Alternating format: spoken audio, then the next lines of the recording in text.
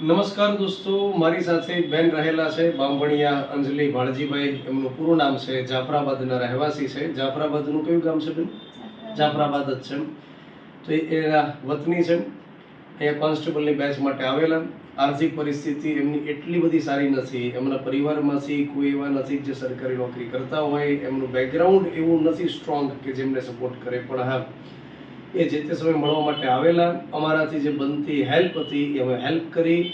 એમની ફીઝની અંદર અમારે જે ઓછું કરવાનું હતું એ ઘણું ઓછું અમે કર્યું અને અત્યારે એ પરીક્ષા પાસ થયા છે. એમનો અમને વિશેષ આનંદ છે. આનંદ એ વાતનો છે કે ગામમાંથી એ બહાર નીકળ્યા. એમને ખબર હતી કે એમની આર્થિક પરિસ્થિતિ નથી સારી, તેમ છતાં એ વાત કરવા માટે સૌથી પહેલા તો આવ્યા, એ હિંમત કરી, એની એમને પહેલા તો ધન્યવાદ છે. એમના માતા પિતા સાથે જાફરાબાદથી મળવા માટે આવ્યા છે. એમના માતા પિતા છે, એમને દેખાડજો. તો એ બંને અત્યારે એમને સાથે લઈને આવ્યા છે મળવા માટે. તો આ વિડીયો સ્પેશિયલી એવી બહેનો માટે છે કે જેમની આર્થિક પરિસ્થિતિ ખરાબ હોય તો પરીક્ષા પાસ કરવા માટે અડચણ નથી બનતી.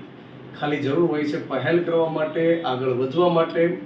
અને મને નથી યાદ કે કોઈની આર્થિક પરિસ્થિતિ ખરાબ હોય અને એ એજ્યુકેશન ન મેળવી શક્યા હોય. થોડી હિંમત કરો, થોડા આગળ વધો. અમારાથી જે સપોર્ટ થઈ શકે અમે ચોક્કસથી કરશું. તો બેન અંજલિબેન, તમને ખૂબ ખૂબ અભિનંદન. Thank you.